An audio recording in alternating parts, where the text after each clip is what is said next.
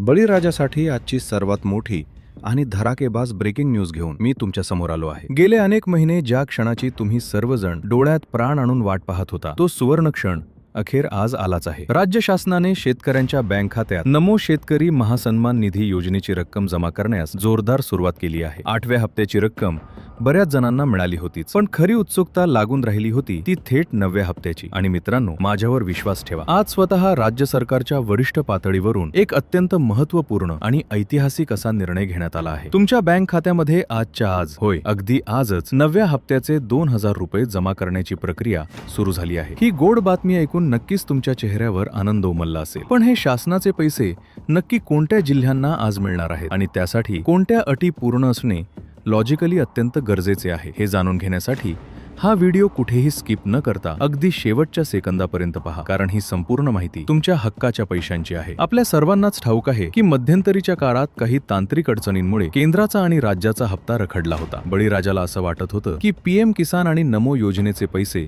आता एकत्रच खात्यात पडतील, मात्र शासनाने अतिशय विचारपूर्वक आधी 8व्या हप्त्याचे वाटप केले आणि आता लगेचच कोणतीही वेळ न दवडता 9व्या हप्त्यासाठी हिरवा कंदील दाखवला आहे। पण इथे एक अतिशय लॉजिकल आणि महत्त्वाची गोष्ट समजून घेणे आवश्यक आहे। महाराष्ट्र हे भौगोलिकदृष्ट्या खूप मोठे राज्य आहे आणि एकाच दिवशी राज्याच्या सर्व 36 जिल्ह्यांमध्ये कोट्यावधी रुपये ट्रान्सफर करणे बँकिंग सिस्टीमवर आणि सर्व्हरवर प्रचंड ताण आणणारे असते। त्यामुळेच शासनाने अतिशय नियोजनबद्ध पद्धतीने या पैशांच्या वितरणाचे टप्पे पाडले आहेत। आज पहिल्या टप्प्यामध्ये केवळ निवडक 18 जिल्ह्यांमध्ये ही रक्कम वितरित केली जाणार आहे। आज सकाळी ठीक 10 वाजल्यापासून बँकांचे कामकाज सुरू झाल्याबरोबर या प्रक्रियेला प्रचंड वेग आला आहे। हे पैशांचे वाटप सलग 18 तास चालणार असून रात्री 12 वाजेपर्यंत वेगवेगळ्या टप्प्यात तुमच्या मोबाईलवर पैसे जमा झाल्याचा SMS अचानक धडकू शकतो। आता सगळ्यात कळीचा मुद्दा म्हणजे पैसे नेमके कोणत्या बँकांमध्ये लवकर येतात आणि काहींचे पैसे मध्येच का अडकतात। मित्रांनो, शासनाने थेट लाभ हस्तांतरण प्रणाली म्हणजेच DBTच्या माध्यमातून रक्कम पाठवण्यास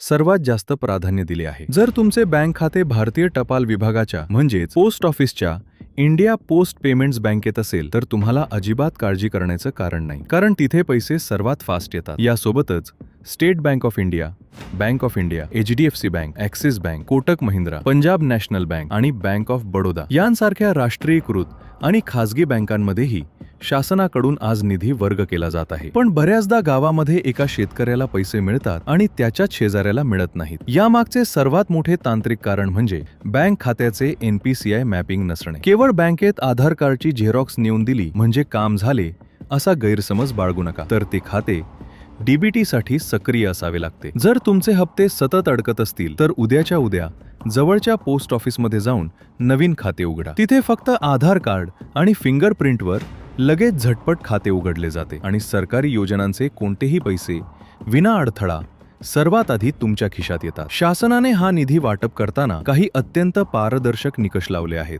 जेणेकरून खऱ्या आणि गरजू बळीराजालाच याचा लाभ मिळेल। तुमच्याकडे पिवळे किंवा केशरी शिधापत्रिका म्हणजेच रेशन कार्ड असणे ही एक जमेची बाजू मानली गेली आहे।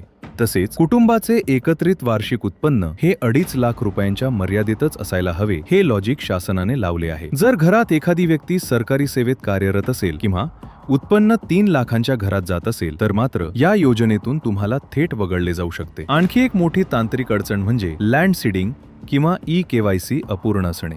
जर PM किसानच्या पोर्टलवर तुमच्या जमिनीची अद्याप नोंद नसेल तर वेळ न घालवता तलाठी भाऊसाहेब किंवा कृषी सहाय्यक यांच्याशी संपर्क साधून आपला 712 आणि 8A लगेच अद्ययावत करून घेणे तुमच्याच हिताचे आहे। एकदा काही तांत्रिक पूर्तता यशस्वीपणे झाली की तुमचे पाठीमागचे अडकलेले सर्वच्या सर्व हप्ते एकत्रितपणे तुमच्या खात्यात जमा होतात, हे कायम ध्यानात ठेवा। चला तर मग आता ज्या क्षणाची तुम्ही आतुरतेने वाट पाहत आहात त्या भाग्यवान 18 जिल्ह्यांची नावे मी तुम्हाला सविस्तर सांगतो। आज ज्या जिल्ह्यांमध्ये पैशांचा पाऊस पडणार आहे त्यामध्ये यवतमाळ, वर्धा, बुलढाणा, अकोला आणि वाशिम या विदर्भातील महत्त्वाच्या जिल्ह्यांचा समावेश करण्यात आला आहे। तसेच अमरावती, नाशिक, अहमदनगर, सांगली आणि सोलापूर या पट्ट्यातील शेतकरी बांधवांनाही आजच हा लाभ मिळणार आहे। या व्यतिरिक्त मराठवाड्यातील हिंगोली, नांदेड, जालना, परभणी, धाराशिव, बीड आणि छत्रपती संभाजीनगर या जिल्ह्यांमध्ये देखील आज रात्रीपर्यंत नमो शेतकरी योजनेचे 2,000 रुपये खात्रीशीर जमा होणार आहेत. जर तुम्ही यापैकी कोणत्याही एका जिल्ह्यात सध्या राहत असाल तर आपले बँक पासबुक आणि मोबाईलचे मेसेज इनबॉक्स नक्की तपासा. पण जर तुमचा जिल्हा या पहिल्या यादीत नसेल तर अजिबात खचून जाऊ नका किंवा नाराज होऊ नका. शासनाने हा फक्त पहिलाच टप्पा जाहीर केला आहे. येत्या काही दिवसातच उर्वरित सर्व जिल्ह्यांसाठी दुसऱ्या टप्प्याची प्रक्रिया अगदी वेगाने राबवली जाईल आणि राज्यातील प्रत्येक पात्र शेतकऱ्याला न्याय मिळेल. शेतकरी मित्रांनो, मगाशी मी तुम्हाला ज्या 18 जिल्ह्यांची आणि तांत्रिक अडचणींची माहिती दिली तो तर फक्त या मोठ्या प्रक्रियेचा एक छोटासा भाग होता. आता यापुढील माहिती तुमच्यासाठी खऱ्या अर्थाने लाखमोलाची ठरणार आहे. कारण आता आपण अशा काही अत्यंत महत्त्वाच्या आणि आतल्या घडामोडींबद्दल सविस्तर चर्चा करणार आहोत ज्या तुम्हाला इतर कुठेही ऐकायला मिळणार नाही. बऱ्याचदा शासन आपल्या खात्यात पैसे पाठवते, शासनाच्या रेकॉर्डवर ते पैसे जमा झाल्याचे दिसते, पण प्रत्यक्षात आपल्या हातात 1 रुपयाही पडत नाही. असे का होते आणि यावर 100% खात्रीशीर उपाय काय आहे हे अतिशय लॉजिकल पद्धतीने आपण समजून घेणार आहोत. त्यामुळे हा व्हिडिओ पुढेही असाच लक्ष देऊन ऐकत राहा, कारण ही माहिती तुमच्या हक्काच्या पैशांची गॅरंटी देणारी आहे. सगळ्यात मोठी आणि वारंवार उद्भवणारी अडचण म्हणजे आधार कार्ड आणि बँक खात्यावरील नावामधील तफावत. मित्रांनो, शासनाची संपूर्ण प्रणाली आता आर्टिफिशियल इंटेलिजन्स आणि संगणकीकृत सॉफ्टवेअरवर चालते. जेव्हा दिल्लीवरून किंवा राज्याच्या मुख्य कार्यालयातून तुमच्या खात्यात डीबीटीच्या माध्यमातून 2,000 रुपये वर्ग केले जातात, तेव्हा सिस्टीम तुमचे आधार कार्डवरील स्पेलिंग आणि बँक खात्यावरील स्पेलिंग मॅच करते. जर तुमच्या आधार कार्डवर नाव वेगळे असेल आणि बँकेच्या पासबुकवर एखाद्या अक्षराचा जरी फरक असेल तर सिस्टीम तो व्यवहार तिथेच ब्लॉक करते आणि तुमचे पैसे शासनाकडे परत जातात. यालाच बँकिंगच्या भाषेत ट्रान्झॅक्शन फेल्ड असे म्हणतात. त्यामुळे आजच आपले आधार कार्ड आणि पासबुक समोर ठेवा आणि दोन्हीवरील नावे, जन्मदिनांक आणि पत्ता तंतोतंत जुळत आहे की नाही याची खात्री करा. जर काही फरक असेल तर लगेच बँकेत जाऊन KYC फॉर्म भरून द्या आणि ते नाव अपडेट करून घ्या, जेणेकरून भविष्यात तुमचा एकही हप्ता अडकणार नाही. आता आपण त्या शेतकरी बांधवांबद्दल बोलूया ज्यांचा जिल्हा आजच्या या पहिल्या 18 जिल्ह्यांच्या यादीत आलेला नाही. पुणे, कोल्हापूर, सातारा, नागपूर यांसारख्या अनेक मोठ्या जिल्ह्यांमधील शेतकरी सध्या चिंतेत असतील की आमचे नाव या यादीत का नाही. तर मित्रांनो, तुम्हाला अजिबात घाबरून जाण्याची किंवा चिंता करण्याची गरज नाही. यामागे एक अत्यंत लॉजिकल आणि प्रशासकीय कारण आहे. जेव्हा एकाच वेळी पूर्ण महाराष्ट्रातील कोट्यवधी शेतकऱ्यांच्या खात्यात हजारो कोटी रुपये पाठवले जातात, तेव्हा रिझर्व्ह बँक ऑफ इंडियाच्या पेमेंट गेटवेवर आणि नॅशनल पेमेंट्स कॉर्पोरेशन ऑफ इंडियाच्या म्हणजे NPCIच्या सर्व्हरवर प्रचंड मोठा ताण येतो. सर्व्हर क्रॅश होऊ नये आणि कोणत्याही शेतकऱ्याचे पैसे चुकीच्या खात्यात जाऊ नयेत यासाठीच शासनाने अत्यंत हुशारीने या वाटपाचे 2 टप्पे केले आहेत. आजच्या पहिल्या टप्प्यातील सर्व व्यवहार यशस्वीपणे पूर्ण झाल्यानंतर सिस्टीमचा ताण कमी होईल आणि येत्या काही दिवसातच अगदी तातडीने दुसऱ्या टप्प्यातील जिल्ह्यांची यादी जाहीर करून उर्वरित सर्व शेतकरी बांधवांच्या खात्यात 9व्या हप्त्याचे पैसे जमा केले जातील. त्यामुळे तुमचा हप्ता कुठेही जाणार नाही, तो तुम्हाला 100% मिळणारच आहे. फक्त तुम्हाला थोडासा संयम ठेवावा लागेल. आणखी एक अत्यंत गांभीर्याने घेण्यासारखा विषय म्हणजे KYCची प्रक्रिया. बऱ्याच शेतकऱ्यांना वाटते की आपण एकदा मोबाईलवर OTP टाकून KYC केली म्हणजे आपले काम कायमचे संपले. पण शासनाने आता सुरक्षेच्या कारणास्तव वेळोवेळी पोर्टल अद्ययावत करण्याचे धोरण राबवले आहे. जर तुम्ही मोबाईलवर OTP द्वारे KYC केली असेल आणि ती जर सिस्टीमने काही कारणास्तव रिजेक्ट केली असेल तर तुमचे पैसे आज अडकू शकतात. अशावेळी सर्वात सोपा आणि खात्रीशीर मार्ग म्हणजे तुमच्या गावातील किंवा जवळच्या शहरातील CSC केंद्रावर म्हणजेच महा सेवा केंद्रावर जाणे. तिथे जाऊन बायोमेट्रिक पद्धतीने म्हणजे बोटांचे ठसे देऊन तुमची KYC पुन्हा एकदा पूर्ण करून घ्या. बोटांचे ठसे देऊन केलेली KYC कधीही फेल होत नाही आणि शासनाच्या पोर्टलवर ती लगेच अपडेट होते. त्यामुळे ज्यांचे पैसे आज जमा होणार नाही त्यांनी उद्याच सर्वात पहिले जाऊन आपले बोटांचे ठसे देऊन KYC अपडेट करून घेणे अत्यंत गरजेचे आहे. यासोबतच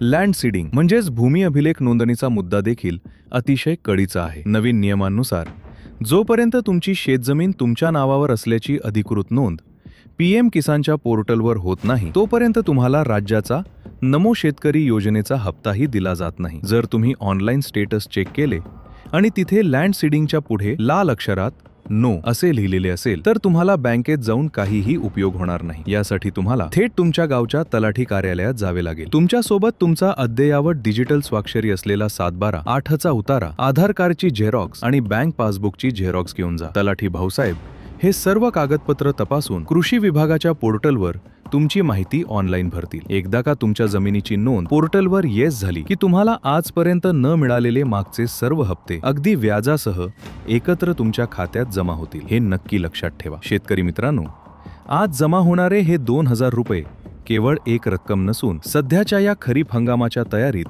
बळीराजासाठी तो एक मोठा आधार आहे. या पैशांमधून तुम्ही मशागतीसाठी ट्रॅक्टरचे भाडे देऊ शकता, दर्जेदार बियाणे खरेदी करू शकता किंवा आवश्यक खतांची सोय करू शकता. शासनाचा हाच मुख्य उद्देश आहे की ऐन पेरणीच्या आणि मशागतीच्या वेळेस शेतकऱ्याला कोणापुढेही हात पसरावे लागू नये. त्यामुळे या योजनेचा जास्तीत जास्त आणि योग्य पद्धतीने लाभ घेणे हे तुमचे कर्तव्य आहे. जर तुम्हाला तुमचे ऑनलाईन स्टेटस स्वतःच्या मोबाईलवर कसे चेक करायचे हे माहीत नसेल तर मला खाली कमेंट करून नक्की सांगा. मी पुढील व्हिडिओमध्ये अगदी स्टेप बाय स्टेप स्वतःच्या मोबाईलवर PM किसान आणि नमो योजनेचे स्टेटस कसे पाहायचे, लँड सीडिंग कशी चेक करायची आणि बँकेचे NPCI स्टेटस कसे तपासायचे यावर एक सविस्तर प्रात्यक्षिक दाखवणारा व्हिडिओ खास तुमच्यासाठी बनवून आणेन. आपला हा चॅनल सुरू करण्यामागचा एकच प्रामाणिक हेतू आहे, तो म्हणजे माझ्या महाराष्ट्रातील एकाही अडाणी किंवा भोळ्या शेतकऱ्याची तांत्रिक माहिती अभावी फसवणूक होऊ नये. शासनाच्या योजनांचा पैसा हा तुमच्या घामाचा आणि हक्काचा पैसा आहे. तो थेट तुमच्या खिशात जावा यासाठीच